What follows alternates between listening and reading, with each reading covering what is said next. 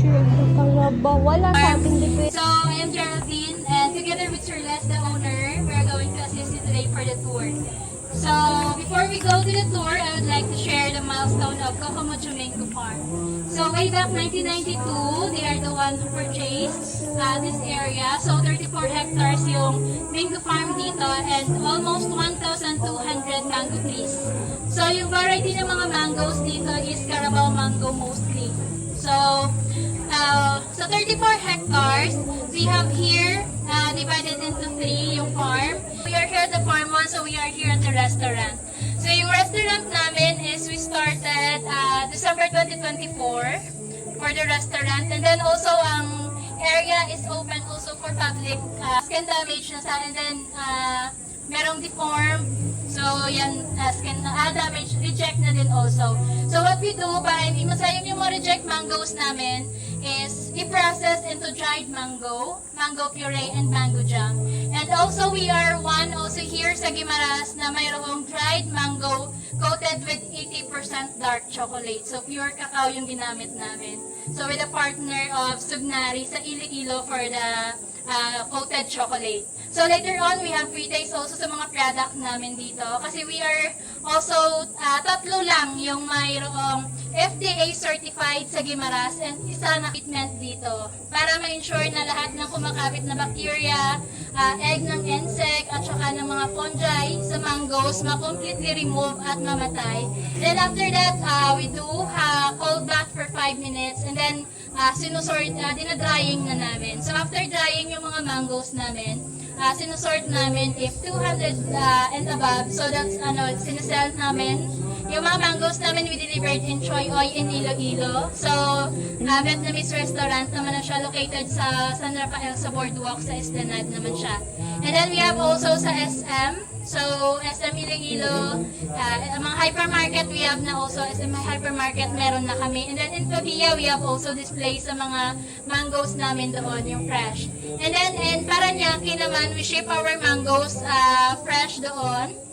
In Vietnamit naman siya sa Paranaque. So, yung Vietnamit is sa anak naman ng may-ari, sila naman nagmamayari sa anak nila. And we have also in Jewel's Place, meron na rin kaming fresh mangoes. And sa SM MOA, sa Pasig at saka sa Cebu, we have also sa mga fresh mangoes na namin. So, just hanapin nyo yung merong sticker na Kokomojo Mango Farm. And yung harvest season ng mangoes, after that, other month, hindi na. So, what we do, kasi yung Guimaras mangoes is 5 to 7 days magra-ripen na siya. So, easy to spoil yung fresh mangoes. So, what we do with the help of frozen the mangoes, so if you freeze yung mangoes, kasi pag oversupply, mura talaga yung mangoes. So, yung mga farmers mostly wala nang kita sa Guimaras pag ganun kamura yung mangoes. So, what are they trying to do is kami mismo yung bibili dito ng mga reject mangoes sa fair prices na makakuha sila ng profit. Also, yung farmers din na makakuha din ng profit. And then, it-chop yung mangoes and then i-blast freezer for 2 hours. And then after that, pwede na siyang magamit all year round. So, even though kahit off-season, kasi dito sa restaurant namin palang gumagamit kami ng mangoes for the mango shake, mango ice cream, and other mango-based na mga dishes namin. So, kahit off-season yung mangoes, with the help of frozen mangoes, meron kaming magagamit. So, also, ito kasi, ang fruits kasi ng mangoes, ilang days lang pag naluto. With the help of freezing the mangoes, almost couple of months pa ma-store natin. So, yan yung help ng frozen mangoes dito. And then, also ito yung house na may-ari. So, private house ito. So, before, nung wala kaming bees, yung bunga ng mangga namin hanggang gitna, pababa lang. But with the help of the bees, until the top na, madami ng mga bunga ng banga. Even though madaming fall off, madami din yung tinulungan ng bees namin to pollinate. So that's why madami yung bunga namin. Also, yung binibigay na bonus ng bees namin is the mango flavored na honey. Due to the pollen nectar na kinokollect ng bees namin sa flowers ng mango. So, nakukuha yung taste ng flowers. So, that's why nagiging mango honey yung taste ng honey namin. And then ito, as you can see, there's a pan dito for water reservoir naman namin na pinukunan ng tubig. Mangoes na na-induce, na fertilize, and also ma-track namin yung health ng mga mangoes namin. Kasi nakuha ng latitude at longitude ng each mango tree. So here in Farm 1, we have here 278 mango trees. Grafted din ito.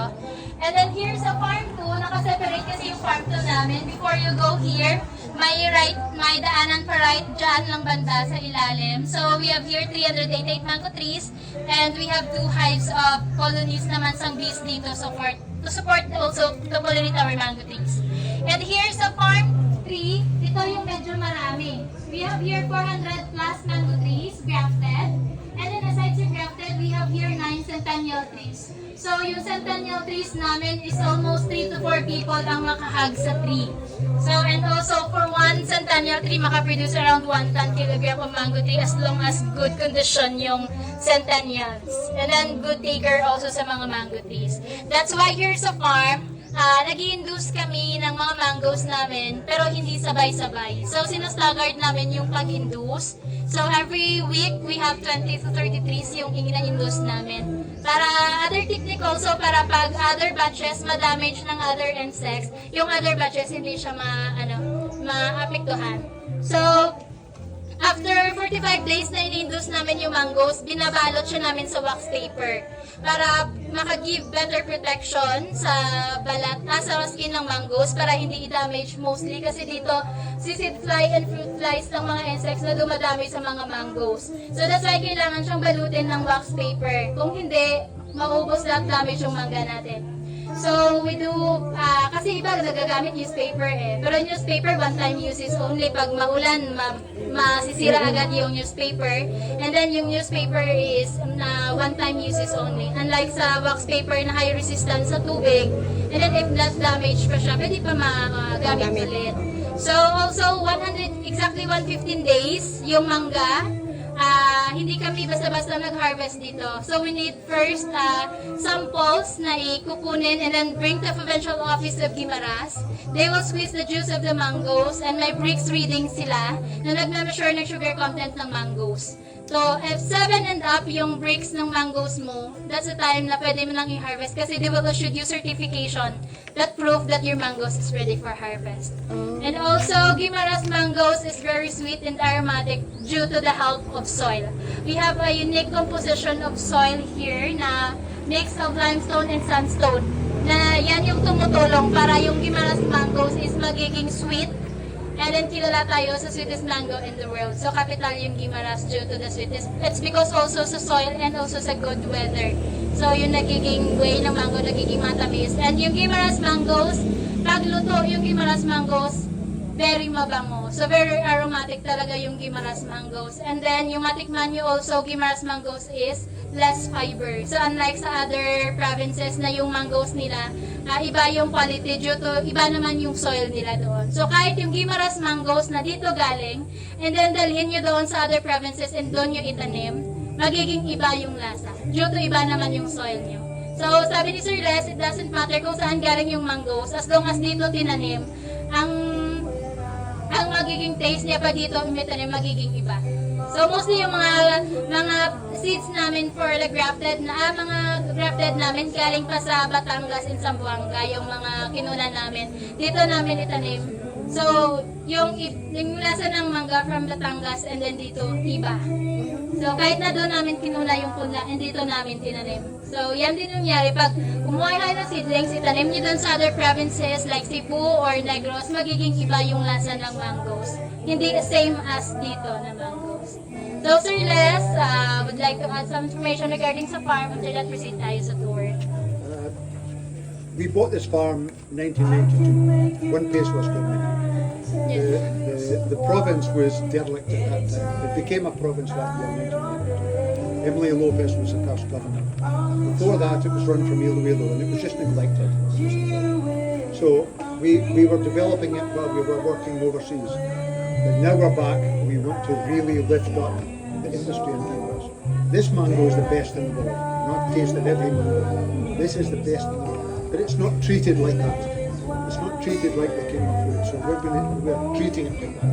So as Geraldine said, we bag every fruit, we monitor everything, we take the latitude and longitude every tree. So at any time you can get the QR code from the website and you can see the tree. we can trace it all the way back. Okay? You cannot do that any other farm in the Philippines. So 30% of the mangoes reject, we have to take care of that, either frozen or dried or peeled. And we want to lift up the whole industry here. And the next thing I'm going to do is the honey. We want to do a Guimaras honey, Guimaras mango honey. And every barrio and every sitio can have its own hives. We're going to do that with Testa. But we can do a lot here. We can really do a lot. We're just starting. So last year it was the mango factory. This year it's the cold storage. Next year it'll be the honey. So I hope you learn a little bit about the Guimaras mango here and you understand why it is the best and why it's so expensive. Because it is expensive. So, but you'll understand why it's expensive. Okay, I'll leave it there. Okay, so yung tour natin today, first we will go sa warehouse para makita nyo yung facilities namin for the hot water treatment. And then proceed tayo sa centennial trees para makapag-take pictures kayo doon. You can borrow sa mga hats namin na Vietnamese hat. Para gagamitin later on sa picture. And then after that, proceed tayo sa bees. Yung anak ng may-ari naman will give information regarding sa bees natin. And if you have a lot of questions, you can ask there also mamaya. And then after that, yung last stop natin, we have the mango factory na makita niyo yung equipment namin i-use for drying the mangoes, puree and jam, and then also the free taste. So after that, balik tayo sa restaurant para makapag-lunch kayo. So, sakay na lang kayo sa sasakyan. You can ride, ma'am, with the Panay Island Travel and Tours. And then, you can follow me, magmo-motorcycle lang. Kahapon lang yung harvest ng mango namin. So, pag-harvest ng umaga, pagkahapon, pag lahat nandito na yung mga mangoes, hot water treatment kami agad. So, dito, pagdating yung mangoes na bagong harvest, naka-crates dito lalagyan, nakalagay sa crates. Kasi, mostly yung nakasanayan natin, we use yung yung cutting na nilalagyan ng mangoes. Due to yung kasi makadamage yung skin ng mangoes. So we used to prefer use ng plastic crates. And then after dito, here we wash first the mangoes para yung mga dagda ng mangoes will remove. And then after dito, binabandawan dito. So ito yung bandaw. Ito lang daw, sir. And then every kasi ito sinasanitizing area. So after dito, ito yung water treatment machine dito. So dito water namin yung mangoes namin. 55 degrees yung heat ng mangoes. And then after that, for 10 minutes niluluto. And then after nito, dito namin nilalagay after hot water treatment, cold bath naman siya for 5 minutes lang. Kino-cold bath.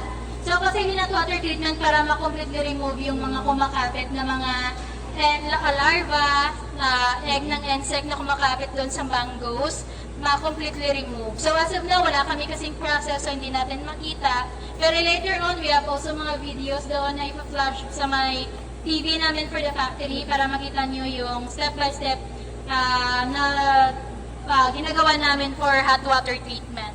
And then after that, dinadry na namin yung mangoes dito. After drying, sinusort na namin. If the 200 grams and below yung weight ng mangoes namin, we do not sell na.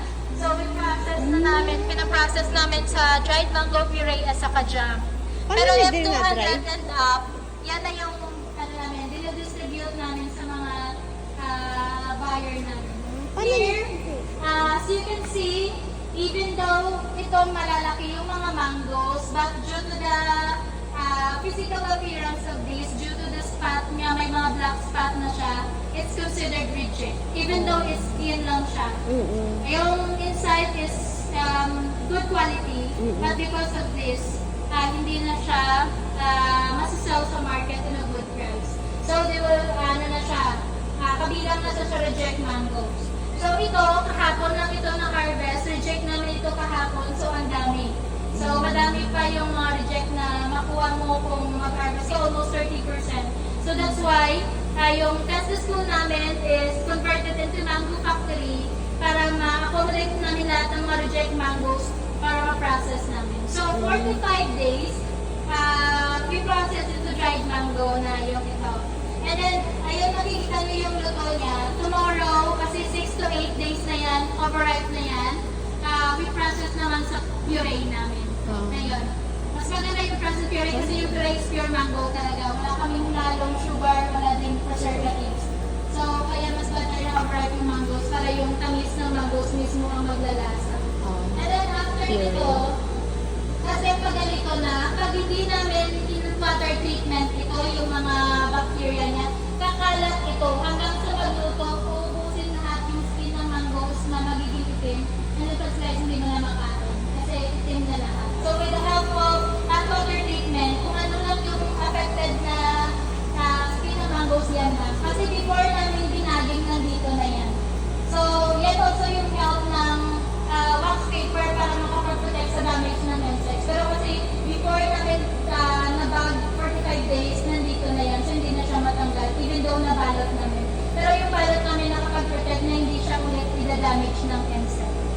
So, ayan, nanaglalawin ko yung cold storage namin for the frozen facilities. So, yung mga frozen mangoes namin magiging available na 2 to 3 weeks pa ngayon. And then, 4 ton yung capacity nito. And then after that, pag sobra na, we have may malaki kaming cold storage doon sa Iloilo. So, doon naman namin dinadala yung mga excess mangoes namin. So, by the way, yung blue house na yan, that's the house of the owner. Ayan, private house nila.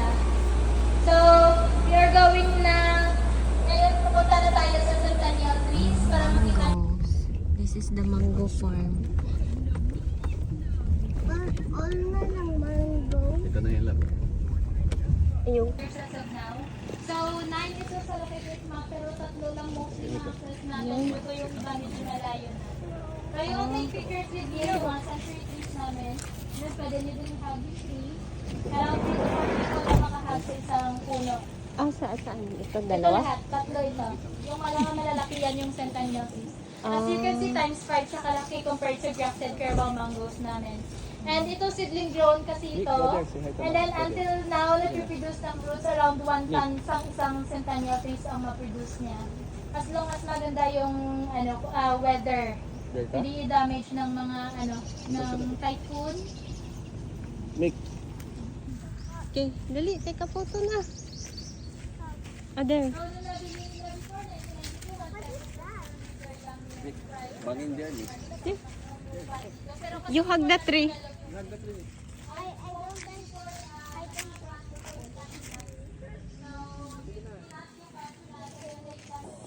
Hi, Micmic. So where are you now?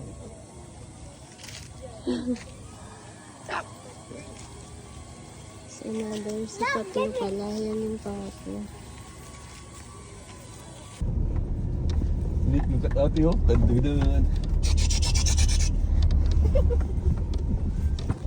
Ang galing ni ate Parang action ba? magmotor. Oh, ewan mo rin. Wala man lang cow? Yeah. Yes. Pwede pa naman pa. Doon sa mga kaon nila, marami nagpapakita ka rin. Ano na siya, fully finished na yung plaza namin. Kasi gusto namin tamnan ng mga bulaklak sa surroundings para at least makita nyo mismo yung mga bees na nagko-collect ng nectar pollen sa mga flowers. Pag wala ng flowers of mangoes. Oh. Good morning.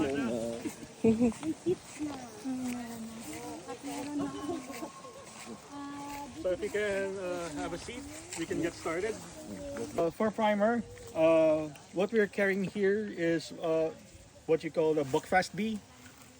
These are imported from Denmark, and they have been repeatedly bred locally here in Cebu, in the Philippines, so that they can get used to our climate. These are also known as Apis mellifera, Italian orchard bees. So that's one of the other reasons why we chose them, because they already have a disposition of living around orchards. So being in a mango farm, that shouldn't give them much any issue for adjustment. They are half the size of our local bees, but they work just as well, if not more. They are also docile by nature, so we don't need to wear any protective gear while caring for them. However, they will defend themselves if they are harmed. So I would like to ask everyone that if any of them are flying around you, please do not swat them away. They might interpret that as an attack, and they will defend themselves. Do any of you have any allergies to bee stings by any chance? And that's okay, we came prepared. We've got this just in case. But I won't have to worry. As long as you don't harm the bees, they won't sting you. As you can see, we've designed their colonies so that they can come and go as they please. That way they're more productive.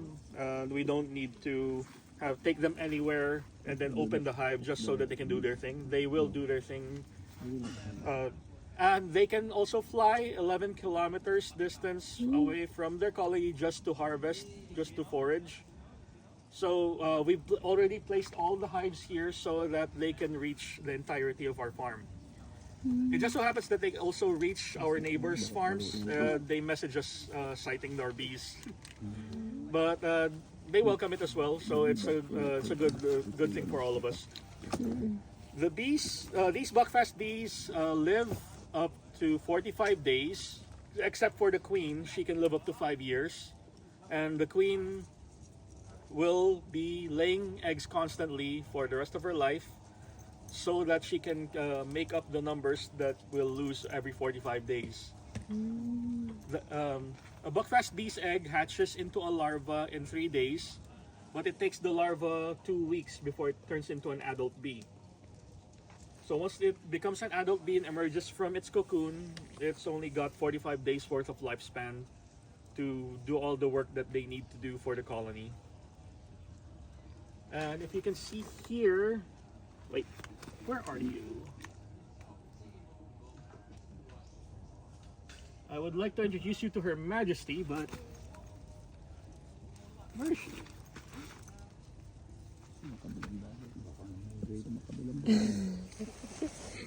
She is currently missing.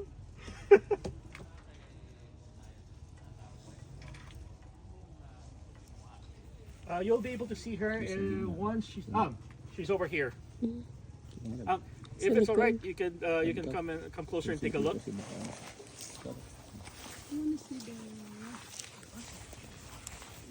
Time all 20 drones, and then after that she can lay viable eggs throughout the year.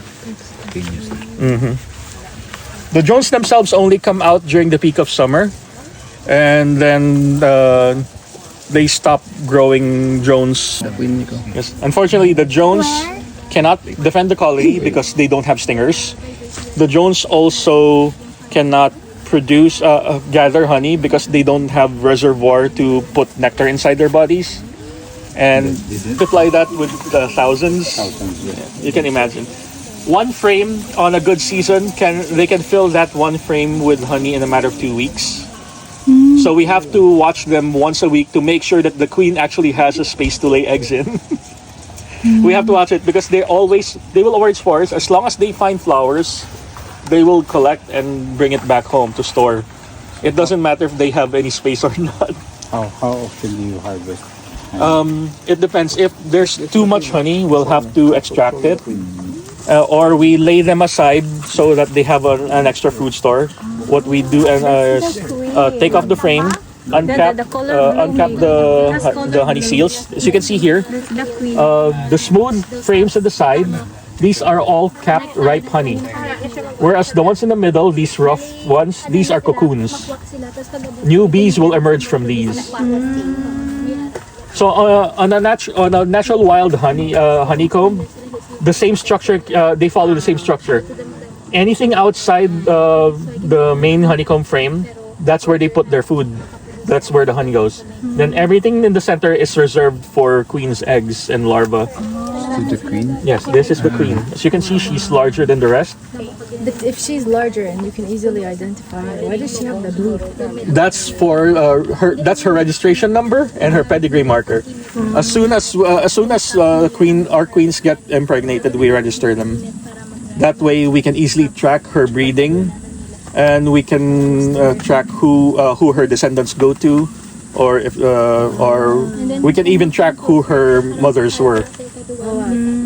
And do bees get lost once they leave, or they always come back? They always come back. They never just. As long as we provide them with good housing, Yeah. they won't go They away. will never go. Yeah.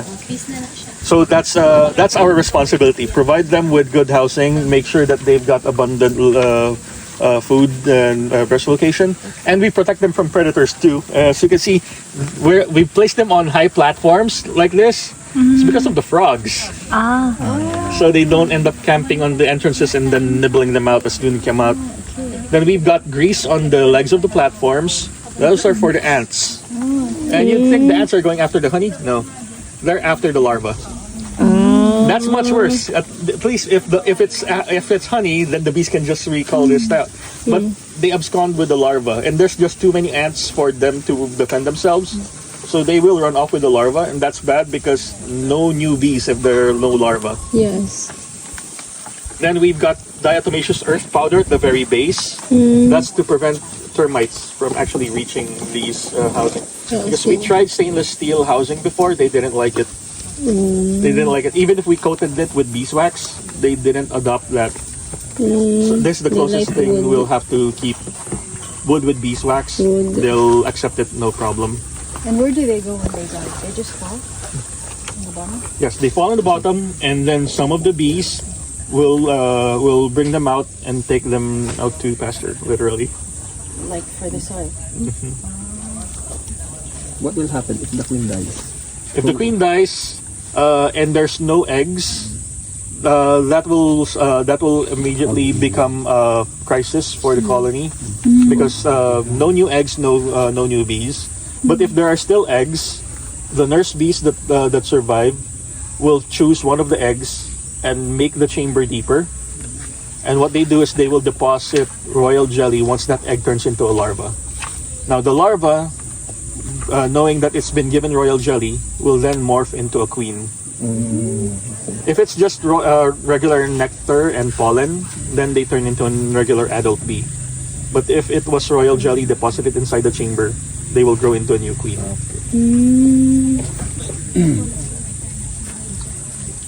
And that's why it's called royal jelly, because it creates new queens, and it's what the queen eats so that she can continue laying eggs. Royal jelly. Alam ko sir, mag-election sila. Yeah. Akala ko sila magsasaksi sa throne eh. It's kind of that way. So they choose one egg to turn into a new queen. It's really amazing like that. You know they're sleeping, like constantly they sleep at night time, like us. They don't really sleep. What they do is they rest, but they usually take that in shifts. Some of them crawl into one empty chamber and stop moving for a few minutes. And then after that, they come out and then feed on honey and then charge themselves and they do During their night job. time, sir, they will During just stay. nighttime, they stay inside the colony and they cluster together. So they're not moving. No, they're not good there. No, at night they just cluster together and then stay there. And if they need to, they'll vibrate. Bring a thermos of coffee with me. They avoid me. They don't like coffee. Or at least the aroma of the coffee. They sensitive to smell. They are, and they actually know when I'm around because they've already. I think they've decided Voice, maybe? the vibration of the voice and as well as my scent. Yeah. They get used to that. So more often than not, when I bring guests in to take a look at them and something wrong happens, I'm the first one they go to. Because they have a level of escalation for warning other species. They fly past what they consider your face. They know that's how you look around. They fly past you to catch your attention to warn you. If that does not work, they will bump into you. And finally, if that doesn't work, then they will sting. At least that is the truth for buckfast bees. So do they have good eyesight or is it mostly vibration? More vibration and ultraviolet. Okay. That's why they don't move around at night because the sun is gone. There's very weak ultraviolet light coming around.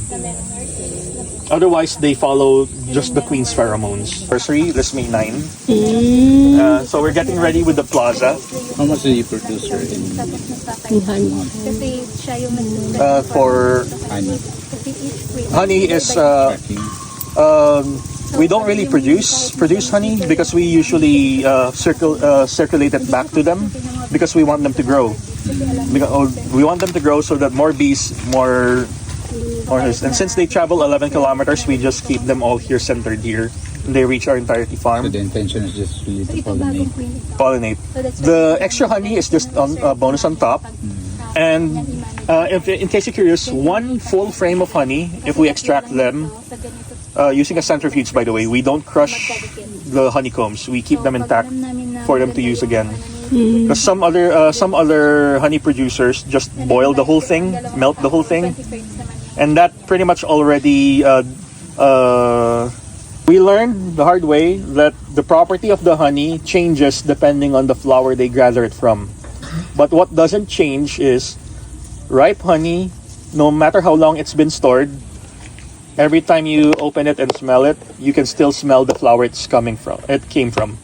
It can change it can change color, it can change viscosity, but if you can still smell the flower it came from, you have good ripe honey. No matter how long you've stored it. If it's been adulterated, you will never smell that anymore. And what happens is some adulterated honey have a shelf life. Some of them start bubbling, not sickly, because we have to make sure to treat her if she is. How do you know she's sick? If she's sick, usually the nurse bees will be usually on top of her. And, yeah, they're called that way because they're usually following the queen around and they care for the young. So if the nurse bees are usually moving on top of her instead of just standing around her, that's a sign that she might be sick. Because usually they leave her on her own, and then they'll just make sure that they're around her, like this one. You see, they're trailing her up. So what makes her sick? Sometimes if she doesn't get good heat convection, she cooks. Because she really is warmer than the rest. She's warmer than the rest of her brood. Because it's like her body continually produces eggs. So if there's not enough bees to convex the heat, she can cook herself and die. And then another one is if we don't watch out, like we actually recovered from November last year. We had a bad infestation of varroa mites. They were all sticking like ticks all over the bees' bodies, and that's bad because it then really drops their lifespan. It even attacks the larvae inside, so when they come out as adult bees, they're already deformed. So we had to seek help from other beekeepers. They gave us varroa mite strips, and the bees immediately knew that it was against the varroa mites. So every time they come through the entrances, they would rub their bodies against the strips. And as you can see, they're minding their own. The bees that are deployed with their wings on a V shape, those are guard bees. They're there to defend the colony and also guide any bees that are outside, so they know immediately that this is where they're supposed to go home to. Because the guard bees are capable of spreading the queen's pheromones. Yeah. So that's pretty much it. Once since it's a peak season, drones will be born soon, and we're anticipating another queen cell. So we will be transporting any new queen cell we find into new separate boxes, or if we know any other beekeepers in the area and they. Welcome to Kokomojo Mango Farm. So this is our dried factory. So first of all, now we are at a bee-approved facility, and we also have halal certification for our products. First and foremost, for the dried mangoes, we have two variants: yung plain dried mango, and we also have the coated in dark chocolate. So 80% dark to be exact. So, dito sa dried mangoes na processing, everything from slicing to sa processing dito, everything is done manually. So, yung slicing, yung peeling, manually talaga siya. So, kasi soft kasi yung mangga, so pag i-mechanize siya, baka magdurog. So, next is, for the drying din, the drying takes 18 hours bago siya matapos. So, slow heat drying lang, not beyond 60 degrees. Kasi kung mataas yung temp, brown siya, so, hindi na siya nice tingnan. Tapos, after the drying, yung maiiwan na lang yung moisture, mawawala, tapos yung solids yun yung maiwan. So, after that, you only get 20% yield from the fruit. So, a kilo of mango, a whole mango, after drying, like dried mangoes na siya, you only get 200 grams of that. So, yun usually yung in-explain namin pag may nagtatanong na bakit mahal, ganito, ganyan. Kasi yung major cost driver talaga is yung raw material. Yeah. So, for the drying, we have naman mga equipment we've been investing in. So, yung gamit namin are cabinet dryers, yung malalaki na electric powered. So, yun siya. Then, for the puree as well, we have puree, tapos no added sugar, and the jam. So, compared lang din sa mga other commercialized na brands, no? Yung dried mango namin is using around 80% less sugar than others talaga. Kasi, one is inherently masweet na yung mangga. Tapos, we're really targeting, less sugar. Kasi, as Pinoys, we consume really a lot of sugar, no? So, yun na yung trending kasi ngayon na, di ba, parang less sugar, parang healthy living. So, yes, yung sugar niya kasi doon talaga is para hindi siya maging makunat. Kasi if without the sugar, parang siya jerky, parang makunat siya or something. So, we really need to add sugar for just a little bit of it. Yeah. So, kung may mga patanong po kayo.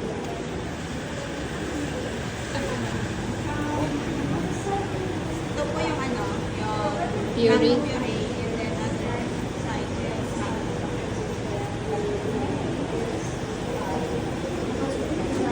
Make you like it?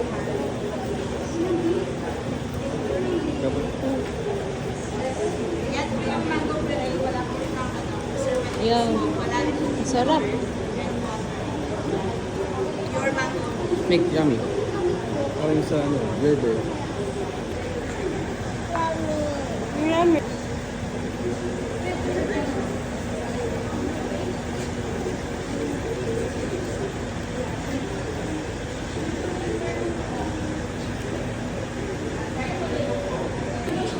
Micmic has a bee.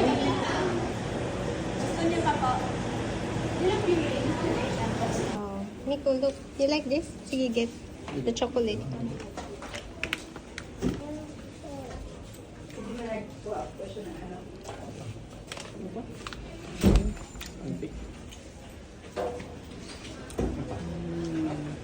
Yung, let's go.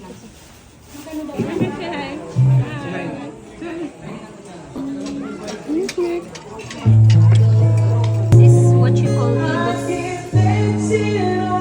May gata siya, love. Masarap siya. Sige na. Kasi, sige, tikman mo yung ibos. Ako tinikman ko na. Ito ba, pwede mo lagyan daw ng muscovado. Wala. Kabada ba ito? What is that? Ay, i-ano mo dyan. What is that? Bubod ka. It's a sugar. Can I have? You eat your ice cream, your mango ice cream. What's that? I love that. Ano? Kamusta? Ibos. Sarap. Hindi siya matamis masyado. Yung mangga, yung mangga. Regular na suman sa amin. Suman. Na meron lang siyang parang ito. Ano ba ito? Milky na ito. Yung mangga. Yung gata.